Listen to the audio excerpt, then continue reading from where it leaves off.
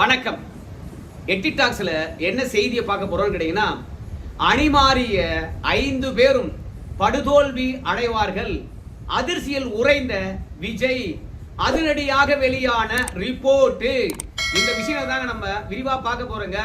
அதிமுகவில் இருந்து 5 பேர் பதவி ராஜினாமா பண்ணிட்டு வரிசையாக போய் தமிழக வெற்றி கழகத்தில் இணைந்தார்கள். அவங்கெல்லாம் இடைத்தேர்தலில் போட்டியிட போறாங்க. அந்த வாக்குறுதி மட்டும்தான் தமிழக வெற்றி கழகத்தில் உறுதியளிக்கப்பட்டிருக்கிறது. வாரியங்கள் தரமாட்டோம், அமைச்சர் பதவி தரமாட்டோம், எல்லாமே ஃபில் ஆகி போச்சு.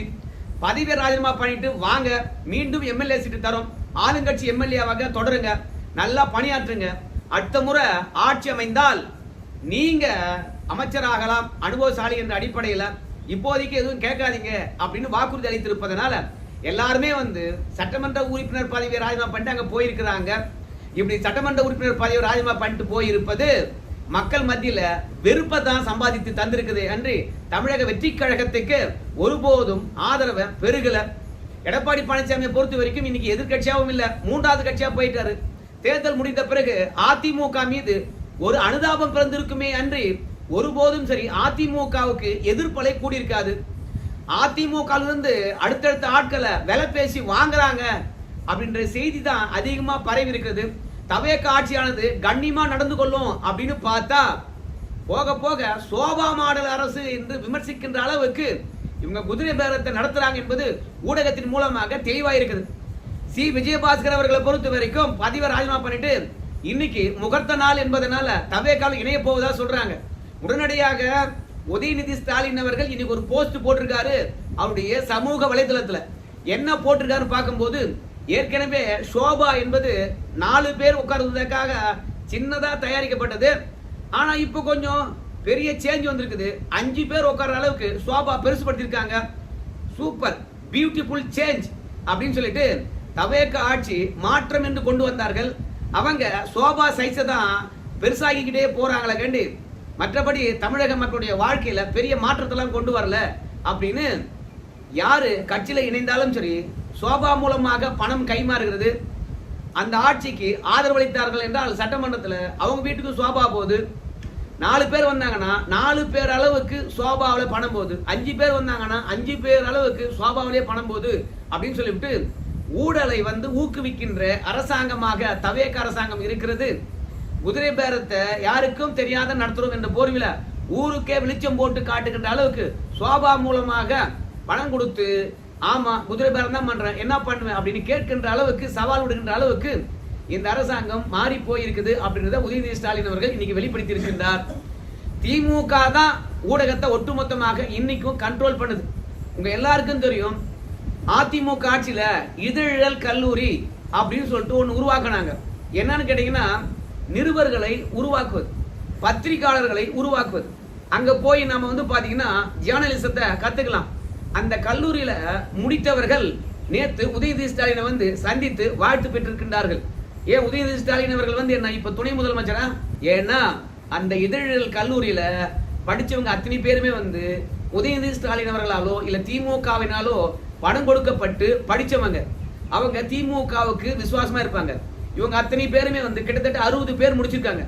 அந்த 60 பேர்ல 50 பேர் திமுக காரன். இந்த 50 பேரும் எந்த மீடியாவில் போவாங்க? தமிழ்நாட்டில் இருக்கக்கூடிய மீடியாவில் தான் போக போறாங்க. அப்ப மீடியா முழுவதும் திமுக நேரடியாகவோ மறைமுகமாக கண்ட்ரோல் பண்ணுது. அப்ப இந்த சோபா மாடல் அரசாங்கத்தை இந்த ஊடகமானது அம்பலப்படுத்தாது. திமுக கிட்ட தானே இருக்குது கண்ட்ரோல். அதனால விஜயபாஸ்கர் அவர்கள் விலை பேசி தான் வாங்கியிருக்காங்க சோபா மூலமாக அப்படின்னு உதயநிதி ஸ்டாலின் அவர்கள் உறுதிப்படுத்தி இருக்கின்றார். இதெல்லாம் தமிழக வெற்றி கழகத்தின் மீது மக்களுக்கு நல்ல நம்பிக்கை ஏற்படுவதற்கான அறிகுறியா? அடப்பாவீங்களா, அவனுங்களே பரவாயில்ல பொழுது ஊழலை தெரியாம செஞ்சாங்க, நீங்க தெரிஞ்சே செய்றீங்களாடா, இதான் மாற்றமா அப்படின்னு மக்கள் நினைக்க மாட்டாங்க. அது மட்டும் கிடையாது, இந்த ஆட்சி வந்த பிறகு மின்வெட்டு பெரிய பிரச்சனை.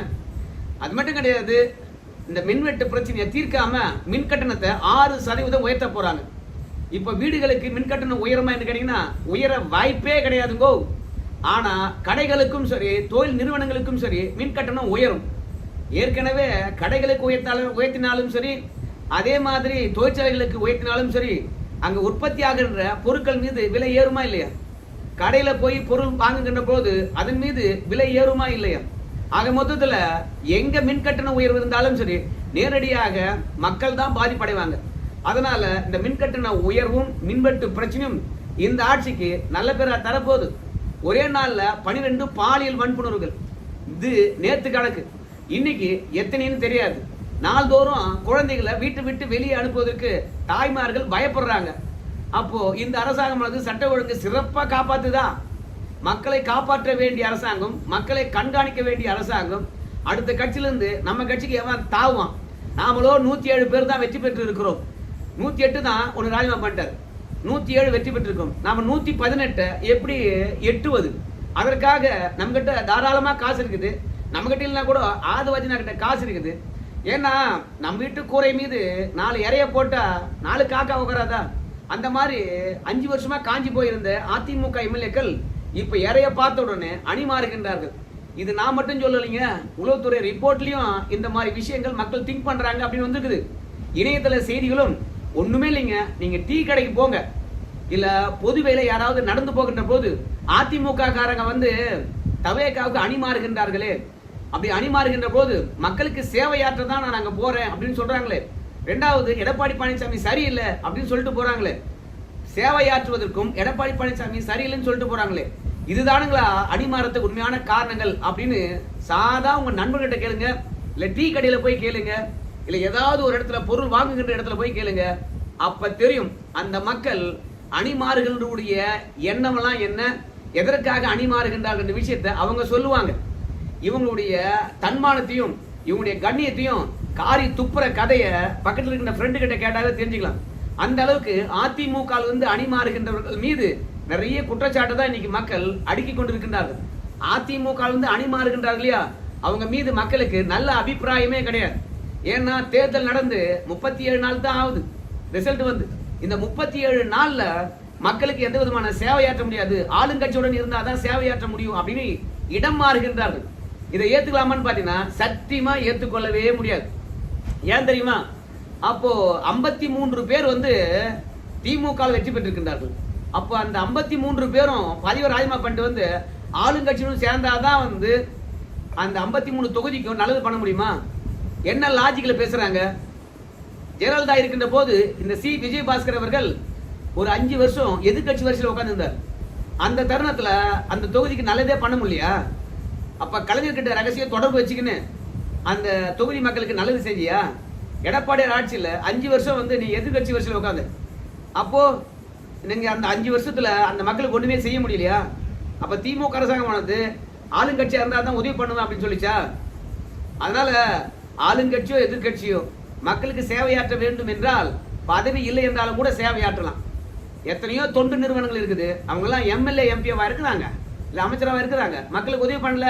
அதனால மக்களுக்கு சேவையாற்ற தான் நான் அணிமாறுகின்றேன் என்று சொல்லுகின்ற போது மக்களை முட்டாளாக்குகின்ற விஷயம்.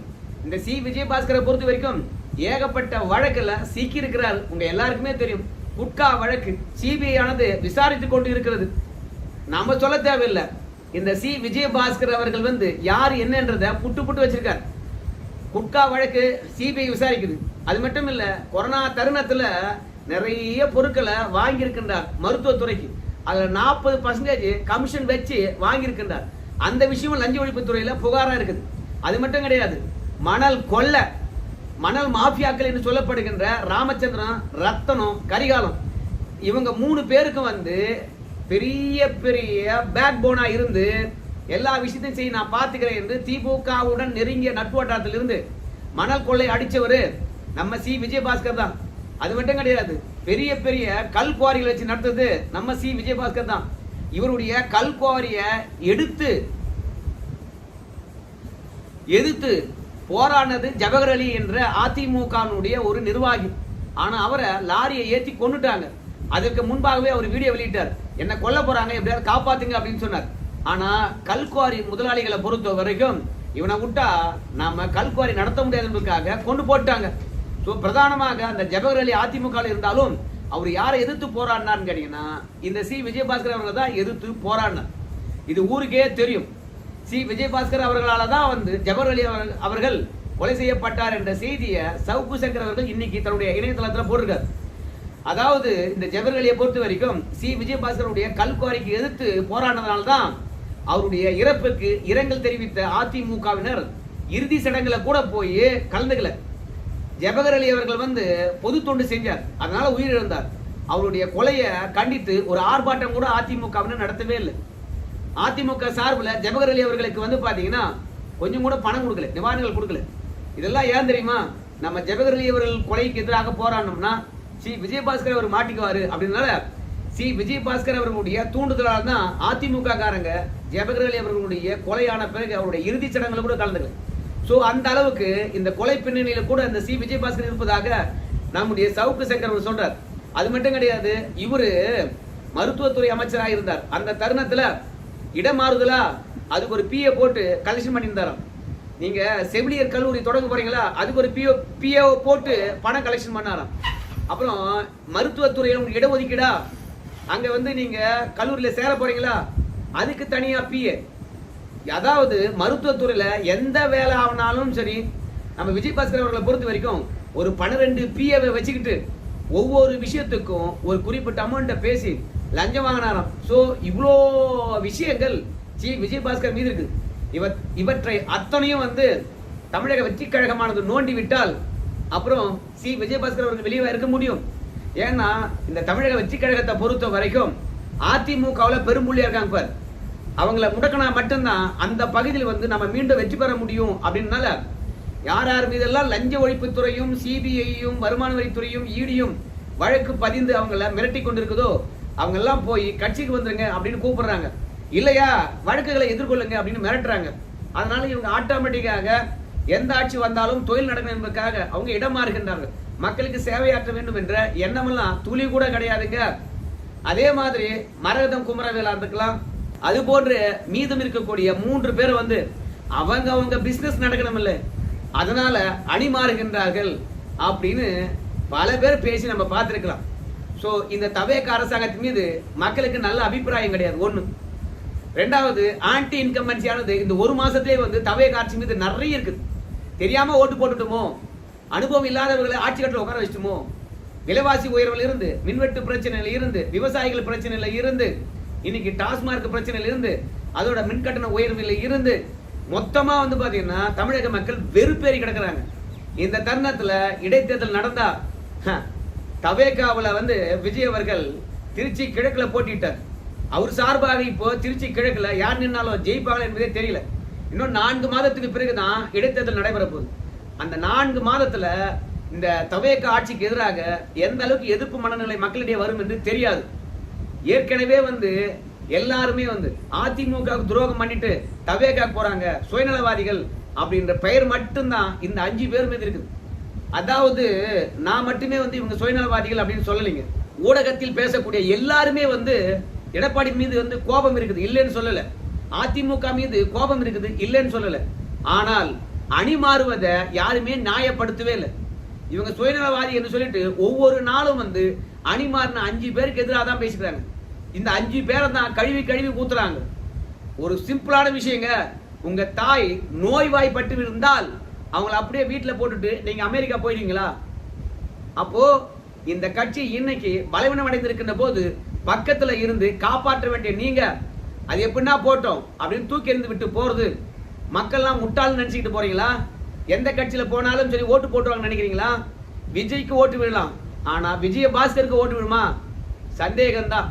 அது மட்டும் இல்ல, அதிமுகவில் விஜயபாஸ்கர் அவர்கள் வேற கட்சிக்கு போறான்னு தெரிஞ்ச பிறகு, பதவி ராஜினாமா பண்ணிட்டாருன்னு தெரிஞ்ச பிறகு பட்டாசு வெடிச்சு கொண்டாடுறாங்க. அந்த மாவட்டத்தில் எவ்வளவு அதிருப்தியை சம்பாதித்து வச்சுட்டா பாருங்க. ஏன் கேட்டீங்கன்னா, புதுக்கோட்டையெல்லாம் அதிமுக கோட்டை. 2011 2016 அதிமுக அதிகமாக வெற்றி பெற்றது. ஆனால் அதற்கு பிறகு விஜயபாஸ்கருடைய பொறுப்புல போச்சு. அதுக்கு முன்பெல்லாம் வந்து எந்த மாவட்டம் யார் பின்னாடி யார்கிட்ட கொடுக்கப்பட்டது அப்படிலாம் கிடையாது.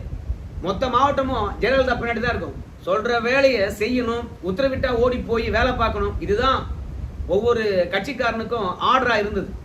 ஆனா எடப்பாடி வந்த பிறகு ஒவ்வொரு மாவட்டமும் ஒவ்வொருத்தர்கிட்ட கொடுக்கப்பட்டது. அந்த மாவட்டத்தில் எல்லாரும் வெற்றி பெறணும் என்று உத்தரவு போடுவார். ஆனா விஜயபாஸ்கர் அவர்கள் அந்த மாவட்டத்தை தன் பொறுப்பா எடுத்துக்கொண்ட பிறகு எத்தனை முறை அவரை தாண்டி வேற ஆட்கள் வெற்றி பெற்றிருக்கின்றார்கள். அதனால இவங்களுடைய செல்வாக்கானது நாளுக்கு நாள் குறைஞ்சு போச்சு. ரெண்டாவது, எடப்பாடி பழனிசாமி பிரச்சாரமும் திமுக தவறுகளும் தவேகா ஓட்டு பிரித்ததனாலும் விராலிமலையில 60,000 வாக்குக்கு மேலாக சி விஜயபாஸ்கர் வெற்றி பெற்றிருக்கின்றார். சொந்த செல்வாக்களை வெற்றி பெற்றதா சொல்றார். ஒண்ணுமில்ல, இடைத்தேர்தல் வரட்டும், சி விஜயபாஸ்கர் அவர்கள் தவேகா சார்பில் நிக்கட்டும். விஜயனுடைய மா செல்வாக்கு இருக்குது, விஜயபாஸ்கர் அவருடைய மா செல்வாக்கு இருக்குது. இந்த 2 பேருடைய செல்வாக்குல அவர் எவ்வளவு வாக்கு வித்தியாசத்துல வெற்றி பெறான்னு பார்க்கலாமே.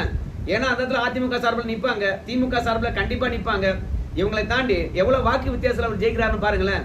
அப்ப தெரிஞ்சுக்கலாம் மக்களுடைய கோபம் என்னவா இருக்குன்னு சொல்லிவிட்டு. ஒரு மாதத்துக்குள்ளாக அணி மாறுகின்ற இவர்கள் எல்லாம் உண்மையாவே மக்கள் சிந்தனை கொண்டவர்களா என்ன? இல்ல அந்த தொகுதி மக்களை பொறுத்த வரைக்கும் விஜயபாஸ்கர் நீ அங்க போவா உன்னை ஆதரிக்க அப்படின்னு சொன்னாங்களே என்ன? அது மட்டும் கிடையாது. அதிமுகவுல 60 வயதுக்கு மேலானவங்க கூட பாத்தீங்கன்னா அணி மாறுறான். இது என்ன கொடுமைன்னு தெரியல. இதுக்கு மேலேயும் அரசியல் தவேகால இடம் இருக்க போது. ஏதோ ஒரு 50 வயசுக்குள்ள மாறுறீங்கன்னா கூட பரவாயில்ல, தவேகாக்குள்ள ஒரு எதிர்காலம் இருக்குது, ஏதோ ஒரு மதிப்பு கொடுப்பாங்க அப்படின்னு பார்த்தா 60 வயசுக்கு மேல இருக்கிறவங்க கூட ஆண்டு அனுபவிச்சும் கூட போய் தவேகால சேர்றான். அதனால எல்லாமே சுயநலம். இந்த சுயநலத்துல பாத்தீங்கன்னா மக்கள் தெளிவா வாக்களிப்பாங்க, மீண்டும் தவேகாவை தான் தேர்ந்தெடுப்பாங்க அப்படின்னு சொல்றது கலை யதார்த்தம் முடியாது. ஸோ வெளிவந்திருக்கின்ற ரிப்போர்ட் மக்களுடைய மனநிலை, உங்க சொந்த பந்தங்கள் உங்க நண்பர்கிட்ட கேட்டு பாருங்க. அணி மாறினவங்க வெற்றி பெறுவாங்களா கேட்டு பாருங்க. அப்பதான் தெரியும் இடைத்தேர்தல்ல இவங்களுக்கு தர்மடி விழும் என்ற விஷயம் உங்களுக்கு புரியும். சரி நண்பர்களே, இந்த வீடியோ தொடர்பாக உங்க கருத்து சொல்லுங்க. அணி மாறியவர்கள் நல்லவரும் அல்ல, இந்த நாசமா போனவர்களை மக்கள் ஆதரிக்க போறதும் இல்லை. நன்றி.